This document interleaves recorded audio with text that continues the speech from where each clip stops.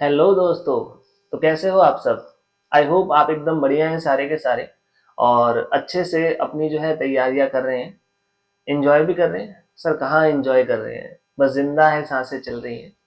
कोई बात नहीं, अभी कुछ दिनों में एग्जाम हो जाएंगे और फिर खुल के सांसें भी ले लेना। आराम से जो है अपनी अभी पढ़ाई करो।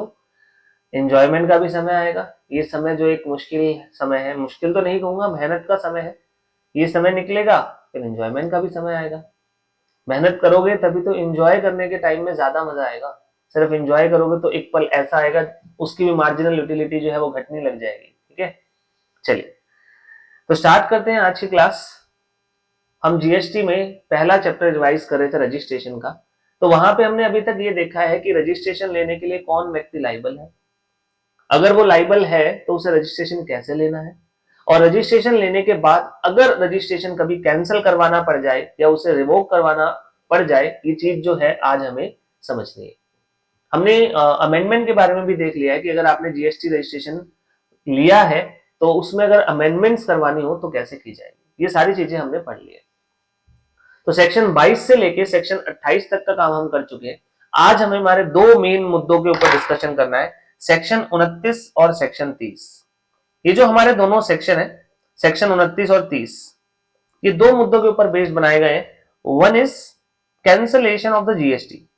आपने जीएसटी नंबर लिया एंड अब आपको उसकी कोई रिक्वायरमेंट नहीं है, या और भी वजह हो सकती है जहां पे आपका जीएसटी नंबर अब आपको आगे की रिक्वायरमेंट नहीं है, या मे भी शायद ऑफिसर को लगे कि इसे जीएसटी नंबर अब हमें कंटिन्यू नहीं रखना चाहिए, तो आपके जीएसटी को कैंसिल भी किया जा सकता है। तो पहली चीज हमें यही पढ़नी है कि सेक्शन 29 के तहत कौन कौन से ऐसे सिचुएशंस है, सर्कमस्टांसेस है, परिस्थितियां हैं जहां पे आपका रजिस्ट्रेशन कैंसिल किया जा सकता है। दूसरी चीज जो हमें समझनी है वो है रेवोकेशन। कई बार ऐसा होता है कि डिपार्टमेंट आपका रजिस्ट्रेशन कैंसिल कर देता है, तो फिर आप अपने ऑफिसर से रिक्वेस्ट कर सकते हो कि सर प्लीज हमारे जीएसटी नंबर को रीइंस्टेट कर दीजिए, उसे वापस से एक्टिवेट कर दीजिए, हमारा जो आपने कैंसिलेशन किया है जीएसटी का, इसे आप जो है रिवोक कर दीजिए। ये सेक्शन 30 में बताया गया कि उसके लिए आपको क्या करना पड़ेगा। तो ये चीजें जो है हमारे दो सेक्शन में हमें पढ़नी है, सेक्शन 29 और सेक्शन 30। दोनों ही सेक्शन ज्यादा बड़े नहीं है, तो जल्दी ही इन्हें खत्म करते हैं ताकि हमारा पहला चैप्टर रजिस्ट्रेशन का कंप्लीट हो, जो बहुत इंपॉर्टेंट है। मैं अगर मार्क्स वाइज मान के चलूं तो चाहे आप सीए के लिए प्रिपरेशन कर रहे हो या सीएस के लिए, 5 नंबर की वेटेज इस चैप्टर की जरूर रहने वाली है। और लगभग लगभग हमने, मेरे हिसाब से इस क्लास के बाद 4 घंटे का समय भी नहीं लगाया जिसमें हमने पूरा चैप्टर अच्छे से रीड कर लिया है, स्टडी कर लिया है। आई होप आपने क्वेश्चंस प्रैक्टिस किए होंगे, और अगर नहीं किए हैं तो आज की क्लास के बाद तो आपको जरूर कर लेने हैं ताकि आप पूरे चैप्टर को एक बार देख सको कि हमने क्या क्या पढ़ा है। चलिए सबसे पहले बात करते हैं कैंसलेशन की। जीएसटी में आप जब रजिस्ट्रेशन ले लेते हो तो कुछ ऐसी सिचुएशंस आ सकती हैं जिसके बाद आपका जीएसटी नंबर कैंसिल किया जा सकता है। सेक्शन 29 उन्हीं चीजों के बारे में बताता है। हम सेक्शन 29 पढ़ रहे हैं आज सीजीएसटी एक्ट का, जो बताता है कि आपका जीएसटी रजिस्ट्रेशन किन किन परिस्थितियों में कैंसिल हो सकता है। पहली बात तो ये समझिए, कैंसलेशन के दो तरीके हो सकते हैं। फर्स्ट, कैंसलेशन के लिए आप जाते हो, आप डिपार्टमेंट से कहते हो we don't need this GST registration, so please cancel this. तो पहले केस में जो रजिस्टर्ड पर्सन है या उसके बिहाफ पर लीगल रिप्रेजेंटेटिव जाते हैं जो कहते हैं कि रजिस्ट्रेशन कैंसिल कर दीजिए। और दूसरी सिचुएशन ये भी हो सकती है जहां पे आप अप्लाई नहीं कर रहे, ऑफिसर खुद से ही आपका जीएसटी नंबर कैंसिल कर देता है। क्या सर ऐसा भी हो सकता है? बिल्कुल हो सकता है।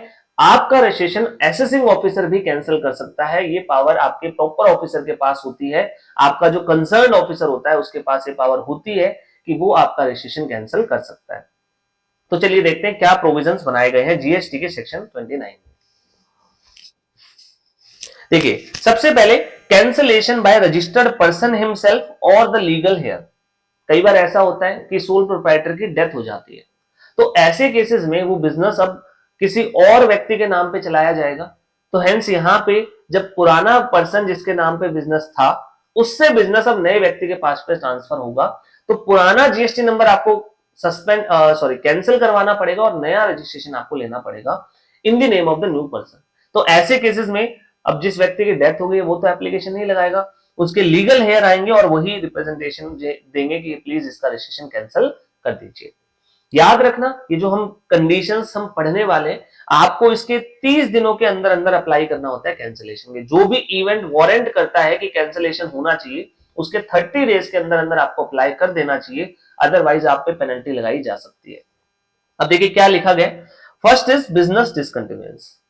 अगर आपने बिजनेस ही बंद कर दिया है, लाइक प्रोप्राइटर की डेथ हो गई है, सोल प्रोप्राइटर की डेथ से अब बिजनेस होगा बट वो नए नाम से होगा, तो पुराना बिजनेस आपको बंद करना पड़ेगा।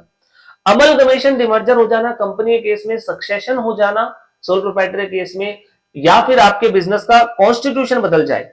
सोल प्रोप्राइटरशिप को आपने पार्टनरशिप में कन्वर्ट कर दिया, पार्टनरशिप को कंपनी में कन्वर्ट कर दिया, इन सब केसेस में आपको पुराना जीएसटी नंबर कैंसिल करवाना होता है और नया जीएसटी नंबर आएगा, बिकॉज नए कॉन्स्टिट्यूशन के लिए नया पेन आएगा। सोल प्रोप्राइटर का पेन अलग होता है, पार्टनरशिप को अलग पेन मिलता है। तो इन केस अगर आप अपने सोल प्रोप्राइटरशिप बिजनेस को पार्टनरशिप फर्म में कन्वर्ट करने की सोच रहे हो, तो आपको सोल प्रोप्राइटर का पेन छोड़कर या जीएसटी छोड़कर नया जीएसटी नंबर लेना पड़ेगा जो पार्टनरशिप फर्म की पेन पर होगा। सिमिलर वे में a person no longer liable for registration. जब मैंने रजिस्ट्रेशन लिया तब मैं लाइबल था, लाइक मेरी टर्नओवर 70 लाख 80 लाख थी। आज मेरा काम बहुत कम हो गया है, मुश्किल से 25 लाख का माल बेच पाता हूं। तो हमने देखा है 40 लाख की गुड्स की एग्जम्पशन मिलती है, तो यानी कि अब मैं लाइबल नहीं रहा, तो मैं रजिस्ट्रेशन कैंसिल करवाने के लिए अप्लाई कर सकता हूं। सिमिलर वे में पहले मैं इंटरस्टेट सप्लाई किया करता था, तो मुझे सेक्शन 24 की वजह से रजिस्ट्रेशन लेना पड़ा, बट अब मैंने वो काम बंद कर दिया है, उसमें मुझे फायदा नहीं हो रहा था, तो अब मैं रजिस्ट्रेशन कैंसिल अप्लाई कर सकता हूं। मेरा प्रोडक्ट पहले टैक्सेबल हुआ करता था, अब गवर्नमेंट ने अनाउंसमेंट करती है कि एग्जम्प्ट है भी, तो एग्जम्प्ट है तो सेक्शन 23 के अकॉर्डिंग मैं अगर ओनली एग्जम्प्ट प्रोडक्ट बेच रहा हूं तो I am not liable to register under GST. तो इस केस में भी आप अप्लाई कर सकते हो कि मेरा जीएसटी कैंसिल कर दिया जाए। इन सब केसेस में खास बात यह है कि प्रॉपर ऑफिसर कुछ नहीं बोल रहा, आप खुद से जाके कहते हो कि sir we are not liable for registration, so please cancel it. याद रखना इन सब केसेस में 30 डेज के अंदर अंदर आपको अप्लाई कर देना चाहिए। चलिए दूसरी बात, ऐसा भी हो सकता है कि रजिस्ट्रेशन आप कैंसिल नहीं करवा रहे बल्कि ऑफिसर खुद से आपका रजिस्ट्रेशन कैंसिल कर रहा है। ऐसा बहुत ही रेयर केसेस में होता है, बट ये जनरली तब होगा जब आपने लॉज जो बनाए गए हैं जीएसटी के अंदर उन्हें फॉलो नहीं किया। तो देखिए क्या क्या रीजन है जहां ऑफिसर आपसे नाराज होकर आपका जीएसटी कैंसिल कर सकता है। चलिए सबसे पहला और सबसे फॉरमोस्ट सबसे इंपॉर्टेंट पॉइंट है, आपने एज अ रजिस्टर्ड पर्सन कंट्रावेन किए हैं prescribed rules and regulation. Government कुछ रूल्स एंड रेगुलेशन नोटिफाई करेगी, अगर आपने उनको तोड़ा या उनका उल्लंघन किया तो आपका रजिस्ट्रेशन कैंसिल किया जा सकता है। वो कौन कौन सी वजह है, वो कौन कौन से रूल्स है, देखिए। सबसे पहले, not conducting business from declared place. जब हम रजिस्ट्रेशन लेते हैं तो हमें हमारा principal place of business and additional place of business disclose करना होता है।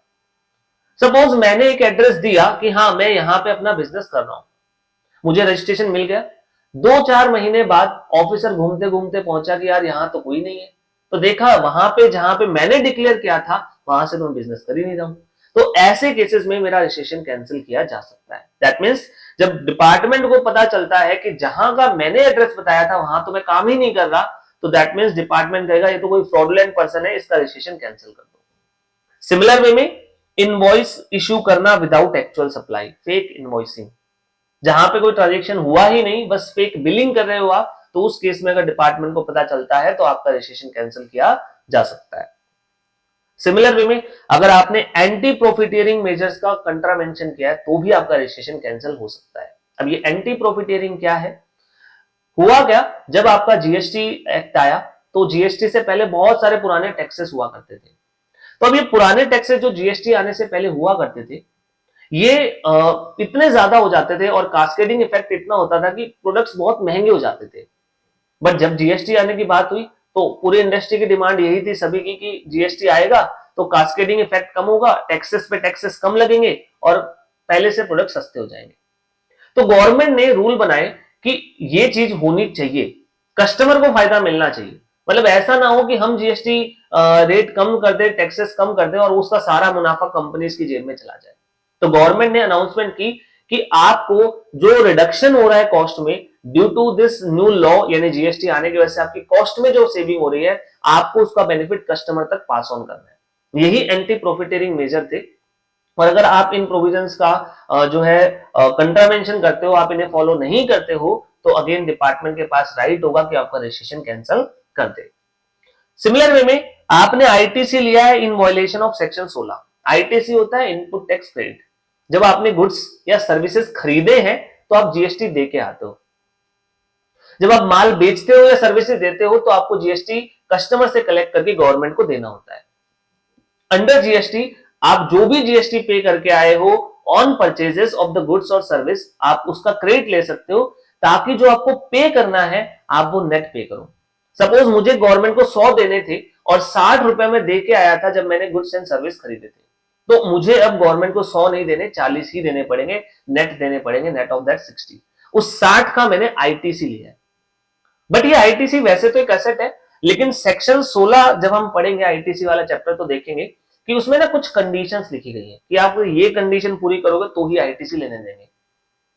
अब अगर डिपार्टमेंट को पता चलता है कि अगर आपने वो कंडीशन पूरी नहीं हुई थी फिर भी आईटीसी क्लेम किया है तो डिपार्टमेंट आपका रजिस्ट्रेशन कैंसिल कर सकता है।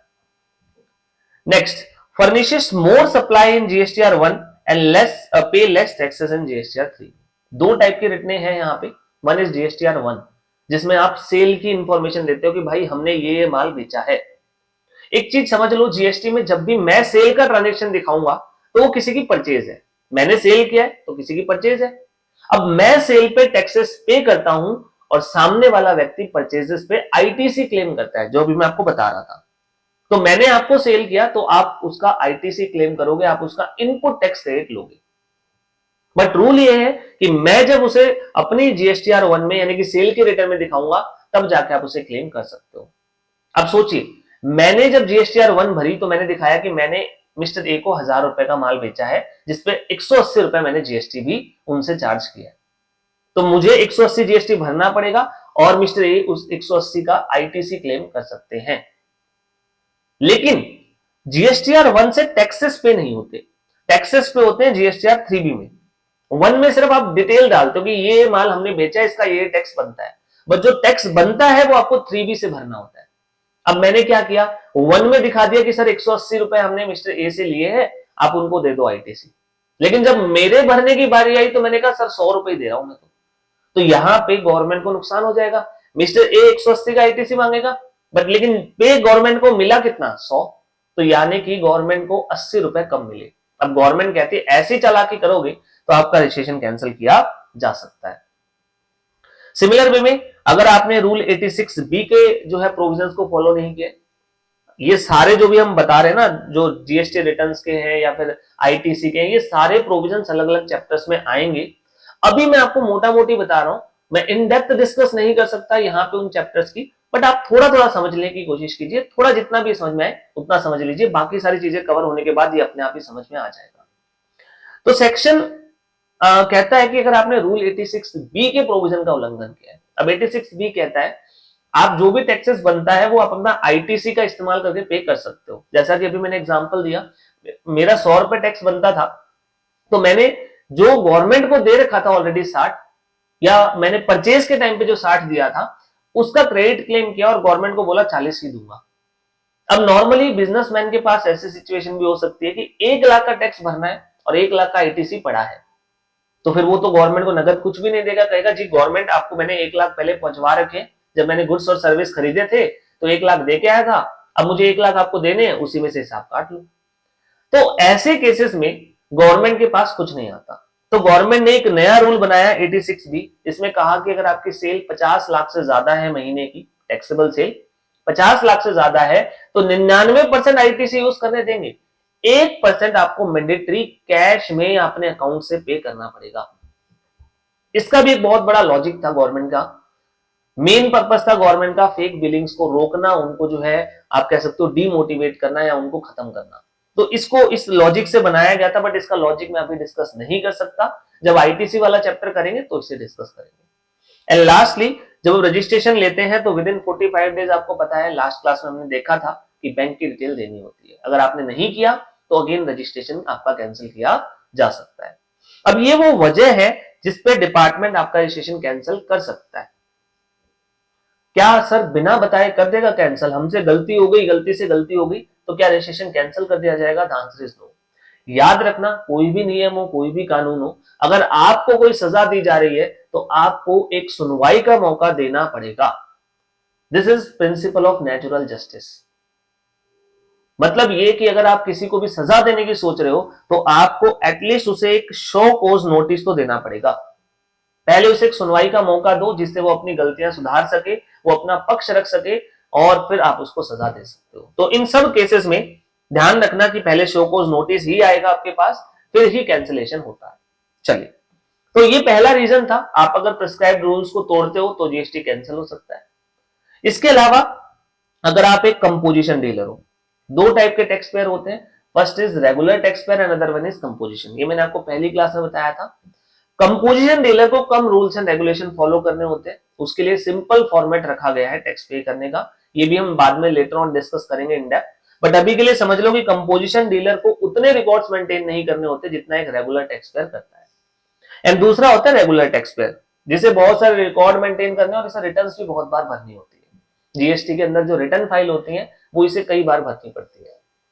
अभी कंपोजिशन डीलर जो है, इसे साल में ना एक ही बार रिटर्न भरवाते हैं, टैक्सेस 4 बार पे करवाते हैं। कहते हैं भाई हर क्वार्टर में टैक्स भर दो, लेकिन रिटर्न एक बार भरवाते हैं। साल खत्म होने के बाद जो 30 अप्रैल आती है तब हम इससे इनकी रिटर्न फाइल करवाते हैं। हमने इन्हें एक बार रिटर्न भरने के लिए बोला और वो भी नहीं भर रहे, 3 महीने जा चुके हैं सर, रिटर्न भरे, जो ड्यू डेट थी रिटर्न भरने की 30 अप्रैल, उसे जाए 3 महीने हो गए और अभी भी आप रिटर्न नहीं भर रहे। तो ऐसे केसेस में आपका जीएसटी कैंसिल किया जा सकता है। ठीक है, तो अगर ड्यू डेट आती है रिटर्न फाइल करने की और वो गए 3 महीने बीत चुके हैं, तो फिर उस केस में आपका जीएसटी कैंसिल किया जा सकता है if you are a composition dealer.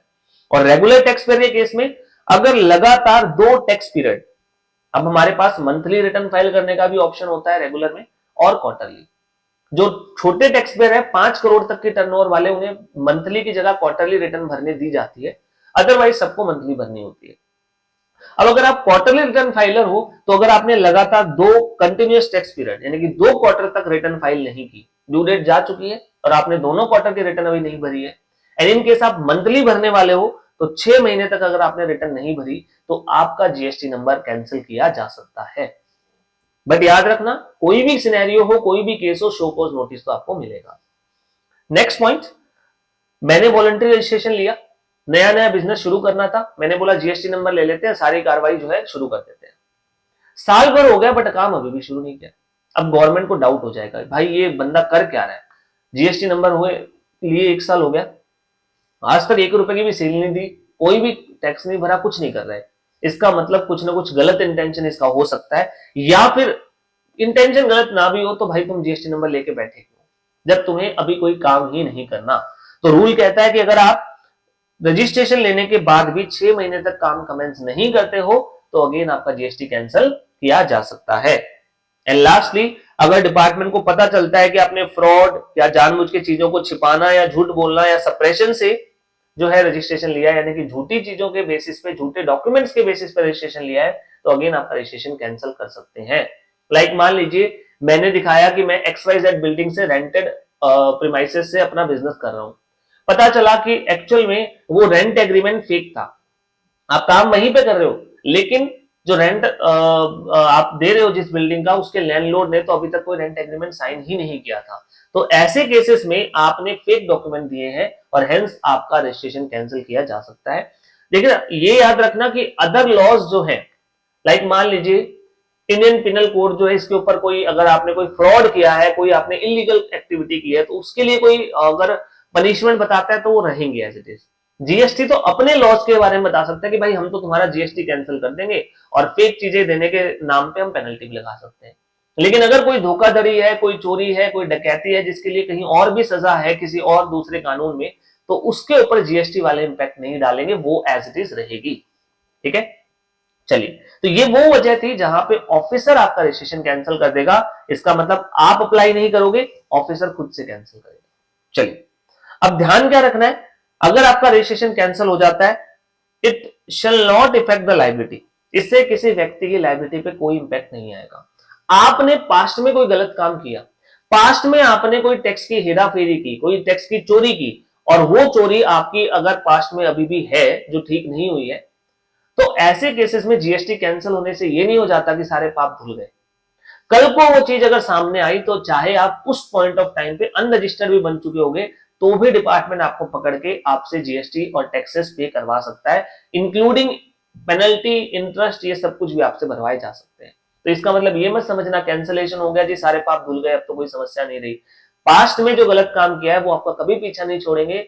जो गलत काम किया है सामने आया तो भाई उसका हर्जाना तो भुगतना पड़ेगा। नेक्स्ट, ये मैंने आपको ऑलरेडी बता दिया, शो कॉज नोटिस जरूर दिया जाएगा कैंसिलेशन से पहले। और कैंसिलेशन कब से वैलिड होता है? जिस दिन की डेट प्रॉपर ऑफिसर आपका बताता है, आपका पीओ यानी आपका प्रॉपर ऑफिसर कन्वे करता है in the notice of cancellation. देखिए पहले शो कॉज नोटिस जाएगा कि सर हम आपका रजिस्ट्रेशन कैंसिल करने की सोच रहे हैं, कर दे क्या? पहले आपसे पूछा जाएगा कि भाई कोई आपको अपना कोई पक्ष रखना है, कोई बात बोलनी है तो आप बता दीजिए। अगर आपकी बात से ऑफिसर सेटिस्फाई नहीं है या आपने रिप्लाई दिया वो जो है रिप्लाई ही नहीं दिया, तो ऐसे केसेस में ऑफिसर फिर एक नोटिस बना, एक ऑर्डर बनाता है कि हाँ हम आपका जीएसटी कैंसिल कर रहे हैं फ्रॉम दिस डेट, इस डेट से इफेक्टिव है ये नोटिस। ठीक है, तो वो जो भी डेट हो सकती है वो आज की भी हो सकती है, वो आज से 6 महीने पहले की भी हो सकती है। दैट मीन्स क्या ऑफिसर रेट्रोस्पेक्टिव कैंसिलेशन कर सकते हैं? The answer is yes. अगर ऑफिसर चाहे तो बैक डेट से कि भाई 6 महीने पहले से कैंसिल कर रहे हैं, तो भाई जो भी उन्होंने काम किया सारा फेक था, तो हेंस 6 महीने पहले से हम आपका कैंसिलेशन इफेक्टिव कर रहे हैं। चलिए, कैंसिलेशन पे होगा क्या?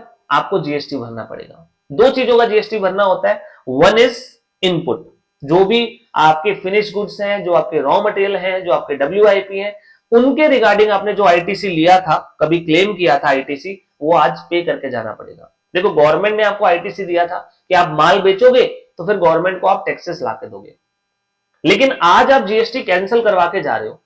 आगे आप कोई भी माल बेचोगे तो जीएसटी ना तो लोगे ना गवर्नमेंट को दोगे। तो गवर्नमेंट कहती है भाई जो भी बचा हुआ माल है ना, जिसमें तुमने आईटीसी ले लिया था पहले कि हाँ आगे जीएसटी देंगे आपको लाके, तो उसका आईटीसी आप भर के जाओ।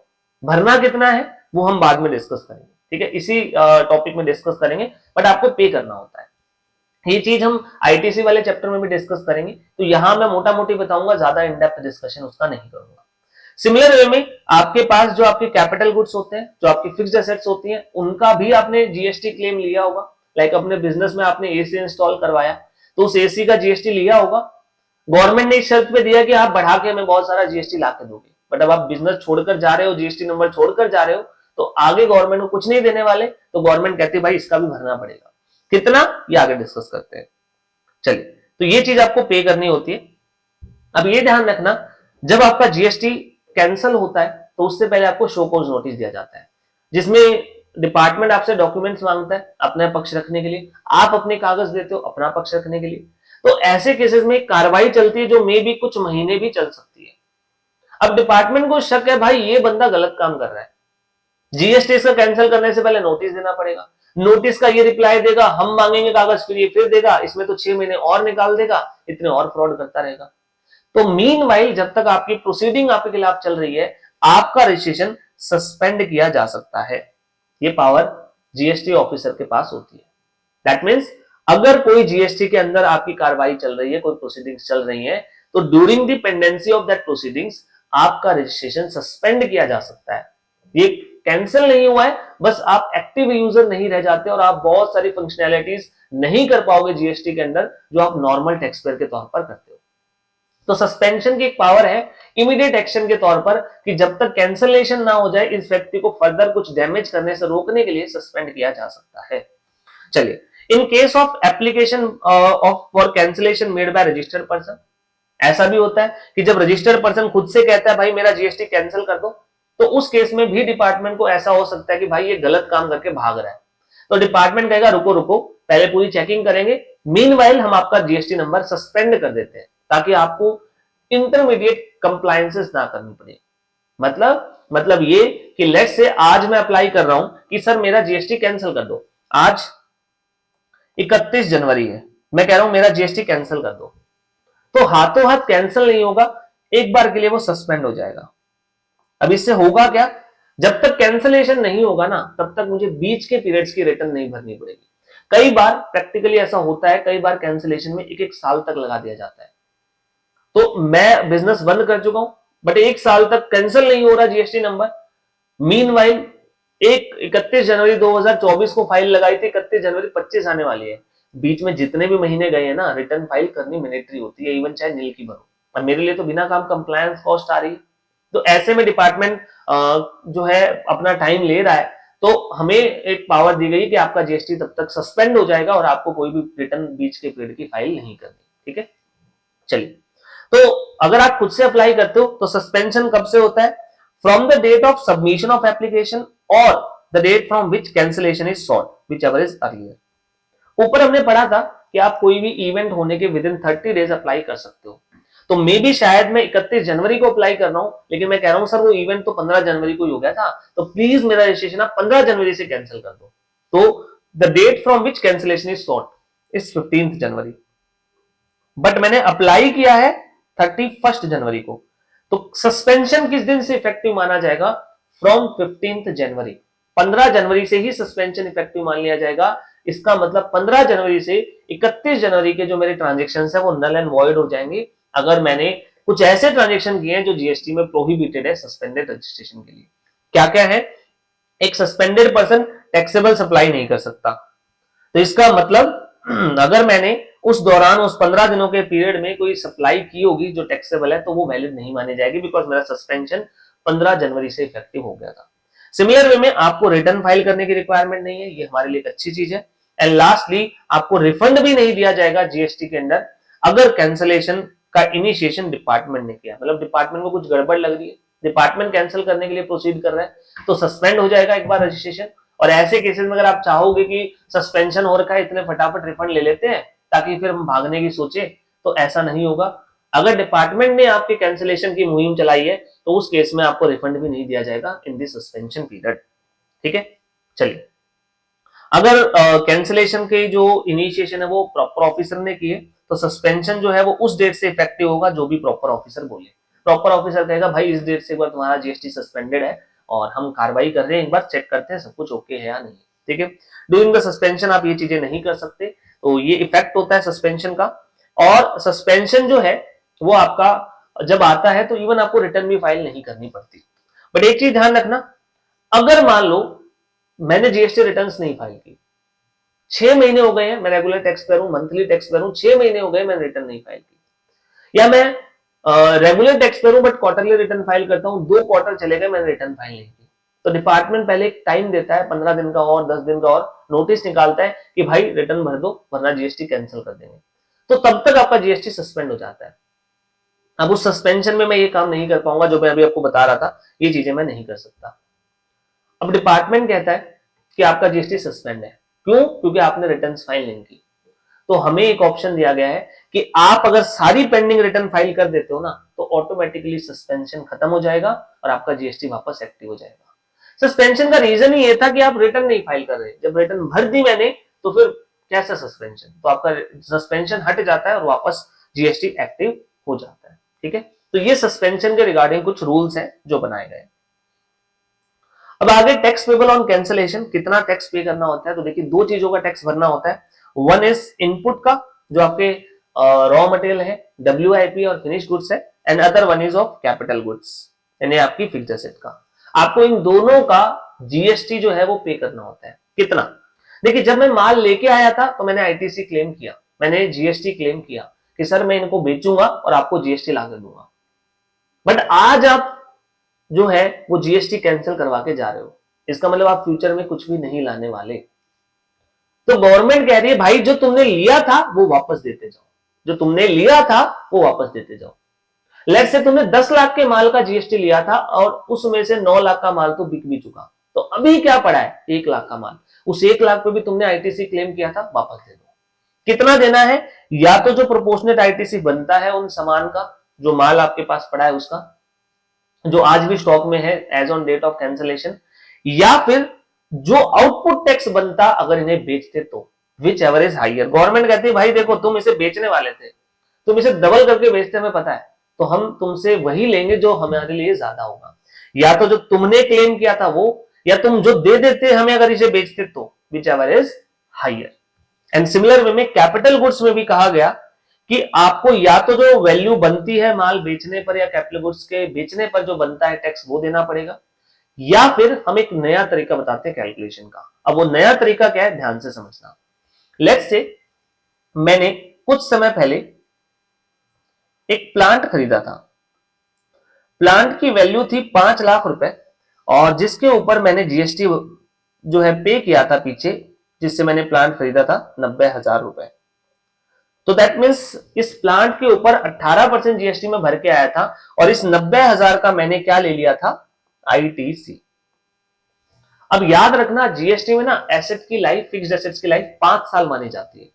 ये मैं 5 साल क्यों कह रहा हूं, ध्यान से सुनो। ये लेट से प्लांट मैंने आज से 2 साल पहले खरीदा, यानी कि 24 महीने पहले। तो गवर्नमेंट क्या कहती है, भाई ये तुम्हारा 90,000 का जो जीएसटी था, इसका हमने तुम्हें आईटीसी दिया, क्योंकि हमारे दिमाग में क्या चल रहा था कि तुम प्लांट लेके आए हो, इससे नए नए गुड्स बनाओगे और फिर हमें बहुत सारा आउटपुट लाके दोगे। और हमने सोचा था भाई कम से कम 5 साल तो तुम चलाओगे प्लांट को। तो 90,000 था तो 5 सालों का, बट हमने तुम्हें एक साथ दे दिया था। हमें वैसे तो 5 साल में देना चाहिए था, 18,000 हर साल। हर साल कहते भाई 18,000 ले लो, फिर अगले साल फिर कहते 18 ले लो, बट हमने दया करके तुम्हें बोला भाई 90 ले लो, पूरा एक साथ ले लो। और तुमने क्या किया, 24 महीने हुए नहीं और अब कह रहे हो हम तो जा रहे हैं। 24 महीने के हिसाब से तुम्हें 24 महीने का जीएसटी मिलना चाहिए था, 2 बार का, 12-12 महीने का, 1-1 साल का। हमने तो तुम्हें 3 साल का फालतू दिया। तो गवर्नमेंट कहती है कि ये जो 90,000 का जीएसटी ना, ये 60 महीने का था। ये 60 महीने कैसे हुए सर, 5 साल के 60 महीने, हर साल के 12 महीने, तो 5 साल के 60 महीने। गवर्नमेंट कहती है आपके जो जीएसटी है वो 60 महीनों का था। अब आप देख लीजिए आपने कितने महीने यूज किया है। आप कहते हो सर 24 महीने, तो यानी कि 36,000 आपका जीएसटी बनता था जो आपको क्लेम करना चाहिए, बट आपने किया कितना हुआ है इनिशियली, 90। तो 90 में से 36 रख लो, बाकी जो बचता है 54,000 रुपए, वो हमें वापस पे कर दो, ये आपको पे करना पड़ेगा। मतलब सिंपली कहूं तो जो अनयूज्ड लाइफ है, अभी यहां पे 24 महीने यूज हुआ है, तो अनयूज्ड लाइफ 36 महीने है, तो प्रोपोर्शनेट उसका जो बनता है ना, वो आपको पे करना होता है गवर्नमेंट के पास। लेट्स से अगर मैंने यूज किया होता 27 महीने, तो 33 महीने का आप पे कर देते। याद रखना, अगर पार्ट ऑफ द डे है तो वहां पे आपका जो है उसे कंप्लीट मंथ मान लिया जाता है, और हेंस आपका लेट्स से अगर आपने 27 महीने 20 दिन यूज किया है, तो ये माना जाएगा कि आपने 28 महीने यूज किया है, और 32 महीने का आपको जो है वो रिवर्स करना पड़ेगा। या आउटपुट जो बनता है इस एसेट को बेचने पर, विच एवरेज हायर जो है वो आपको देना होता है। ये लॉ में लिखा गया है, आप देख सकते हो, ITC involve in remaining useful life of asset. उस एसेट की रिमेनिंग लाइफ में कितना बचता है, और लाइफ मानिए 60 महीने, उसके हिसाब से काउंट कर लेना। या फिर जो आपका ट्रांजेक्शन वैल्यू पे बनता है, या मैं कहूं सप्लाई वैल्यू, आउटवर्ड वैल्यू पे, सेल वैल्यू पे जो बनता है वो विच एवरेज हायर, आपको इन दोनों में से हायर टैक्स पे करना पड़ेगा। ठीक है, याद रखना है दोनों ही टैक्स पे करने के लिए, अगर आपके पास ऑलरेडी आईटीसी पड़ा है, जो आपके पास बैलेंस पड़ा है पहले का, आप उसका इस्तेमाल कर सकते हो, और अगर वो नहीं है तो ये आपको कैश में भरने पड़ेंगे, जो आपका जीएसटी का अमाउंट है। ठीक है, तो ये अमाउंट है वो जीएसटी का जो आपको पे करना होता है। आई होप आपको यहां तक की बातें समझ में आ गई है। हम बात कर रहे थे जीएसटी कैंसलेशन की, कि जीएसटी का आपका कैंसलेशन जो है वो कैसे होगा, कब कब होगा, और क्या कंसिक्वेंसेस होंगे। चलिए अब बात करते हैं रेवोकेशन की। छोटा सा पॉइंट है बट बहुत बड़ा, बहुत इंपॉर्टेंट सेक्शन है, सेक्शन 30। रेवोकेशन होता है कि आपका जीएसटी कैंसिल हो गया है और अब आप रिक्वेस्ट कर रहे हैं सर प्लीज प्लीज हमारा जीएसटी वापस एक्टिव कर दीजिए। तो ऐसे केसेस में आपको रेवोकेशन की एप्लीकेशन लगानी पड़ती है। अब देखिए सेक्शन 29 में हमने देखा जो कैंसलेशन है, सेक्शन 29 में हमने देखा कि जो कैंसलेशन है ना, वो 2 वजह से हो सकता है। या तो आप अप्लाई करते हो एज अ रजिस्टर्ड पर्सन, आप खुद बोलते हो कि सर कैंसिल कर दो, या फिर आप अप्लाई नहीं करते, ऑफिसर खुद से इनिशिएशन करता है। अब ऑफिसर अगर खुद से इनिशिएशन कर रहा है ना, तो ही आप रेवोकेशन के लिए अप्लाई कर सकते हो। मतलब ये कि मान लो आज मैं डिपार्टमेंट से कहता हूं सर रजिस्ट्रेशन कैंसिल कर दो, अब मैं काम नहीं कर रहा, और 10 दिन बाद जाके कहता हूं सर रजिस्ट्रेशन वापस एक्टिव कर दीजिए, मैंने वापस काम शुरू कर दिया है। ये नहीं हो सकता। आप खुद कभी अप्लाई करवाते हो, कभी कैंसिल करवाते हो, कभी फिर वापस मांगते हो, ऐसा नहीं होगा। ओनली अगर आपका रजिस्ट्रेशन ऑफिसर ने कैंसिल किया है, तो ही रेवोकेशन की एप्लीकेशन लग सकती है। तो when registration is cancelled suo moto by proper officer, then registered person can apply for revocation। तभी आप अप्लाई कर सकते हो, and that too within 30 days, 30 दिनों के अंदर अंदर आपको अप्लाई करना होता है। इसके लिए फर्दर 30 और 30 दिन का एक्सटेंशन मिल जाता है। मतलब 30 दिन का टाइम वैसे दिया गया, फिर अगर आप अप्रोप्रिएट अथॉरिटी से डिमांड करते हो तो 30 + 30 दिन की एक्सटेंशन, यानी कि 90 दिनों तक का समय भी मिल सकता है, लेकिन जेन्युइन रीजन दिखाना पड़ेगा कि सर ये वजह हो गई थी, इसकी वजह से हम नहीं आ पाए समय पे, तो प्लीज आप हमें अब रिक्वेस्ट करते हैं कि आप हमारा जीएसटी नंबर एक्टिव कर दीजिए, या फिर हमसे डॉक्यूमेंट ले लीजिए जो हम चीज जस्टिफाई कर सकते हैं कि प्लीज, जिससे हमारा रजिस्ट्रेशन वापस आ जाए। चलिए, अगर प्रॉपर ऑफिसर को लगता है कि यस ओके है कि हाँ व्यक्ति ने सही बात बोली है, मजबूरी थी, जब जीएसटी कैंसिल हुआ नहीं कर पाए रिप्लाई, या कर पाए तो हमें सेटिस्फाई नहीं कर पाए, बट अब हम संतुष्ट हैं कि हाँ सही है, चलो इन्होंने ठीक कर दिया है, जो गड़बड़ थी वो सही कर दी है, तो वापस आपका रजिस्ट्रेशन जो है एक्टिव किया जा सकता है with in 30 days of receipt of application.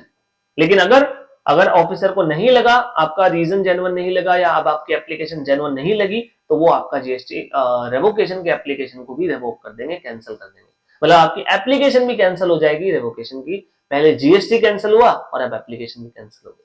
ठीक है, चलिए एक चीज याद रखना, अगर आपका जीएसटी कैंसिल हुआ था due to non filing of returns, आपने रिटर्न नहीं भरी, डिपार्टमेंट ने नोटिस दिया प्लीज भर दीजिए, बट आपने फिर भी नहीं भरी, मे बी कोई जेन्युइन रीजन रहा हो, कोई फैमिली इशू हो गया हो, कोई ऐसी ही ट्रेजिक चीजें हो गई हैं जिसकी वजह से आप टाइम नहीं दे पाए, इन चीजों को अटेंड नहीं कर पाए, तो आपका जीएसटी कैंसिल हो जाता है।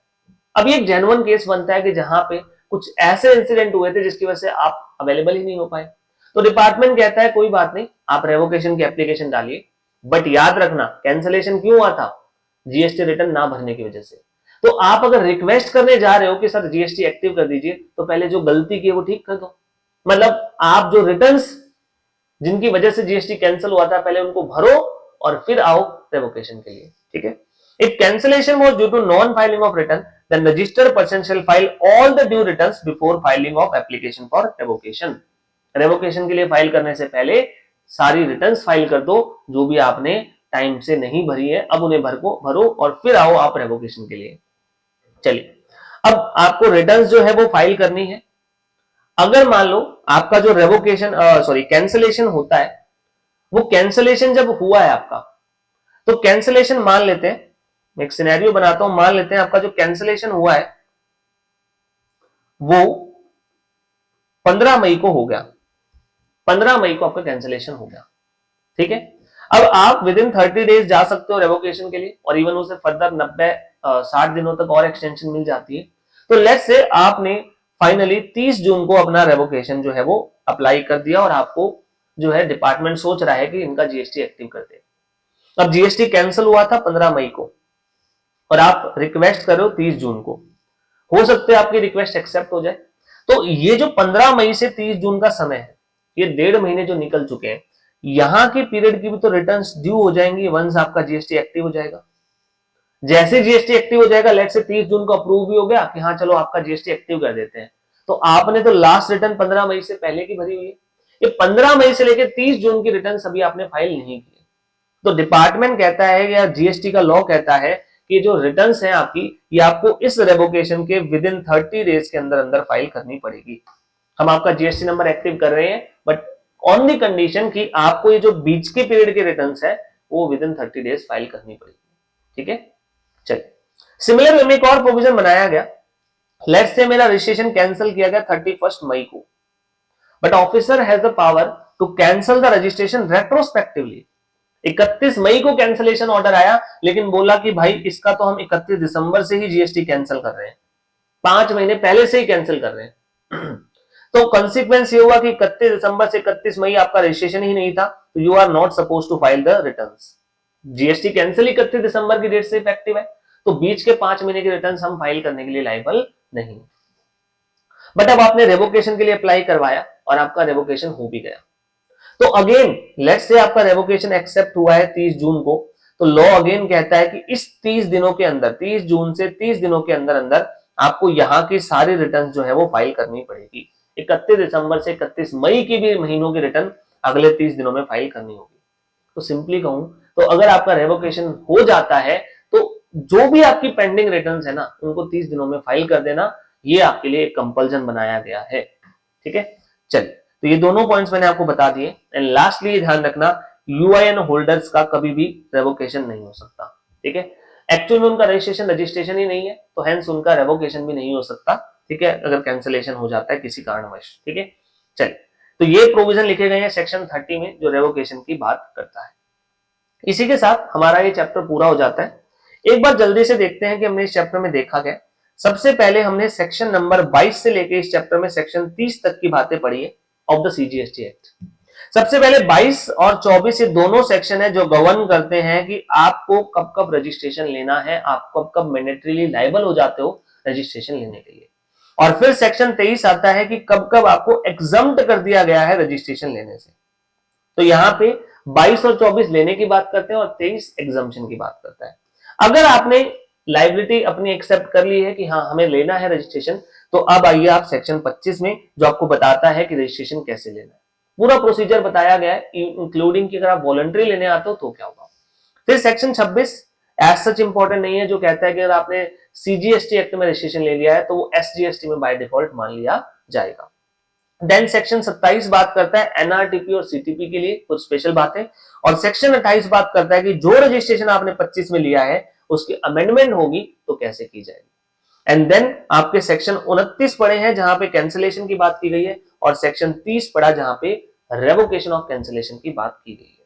तो ये था हमारा पूरा चैप्टर जीएसटी में रजिस्ट्रेशन का। आई होप आपने सारी चीजें अच्छे से समझ ली है, और अब आप जो है अपनी मेहनत कीजिए इस चैप्टर पे, एक बार जल्दी से नोट्स को गो थ्रू कीजिए, और जो भी क्वेश्चंस आपके सामने आते हैं प्रैक्टिकल वो जरूर ही पढ़िए, क्योंकि एक इंपॉर्टेंट चैप्टर है, इसमें से क्वेश्चन आने के चांसेस बहुत ही हाई रहते हैं। ठीक है, चलिए, ये चैप्टर होने के बाद अगला चैप्टर अब हम कल से शुरू करेंगे, जिसमें हम नई चीजों को समझेंगे और कोशिश करेंगे कि अब हम थोड़ा सा और अपने आप को स्पीड अप करें, क्योंकि एक लेवल बन गया है हमारा, कुछ बेसिक चीजों को हमने जान लिया है, एंड एक टीचर्स के साथ जो आपकी ट्यूनिंग होनी चाहिए वो भी शायद मुझे लगता है कि 4 क्लासेस में हमारी बन गई है। तो चलिए, अब इसके बाद नेक्स्ट क्लास में आगे का काम करेंगे। तब तक के लिए आप अपने जो है अच्छे से पढ़ाई कीजिए और अपनी हेल्थ का भी ध्यान रखिए, क्योंकि इस क्रूशियल समय में आप नहीं चाहोगे कि बीमार होकर आपका समय वेस्ट हो। चलिए, आज के लिए इतना ही। बहुत बहुत थैंक यू आपका यहाँ तक सुनने के लिए।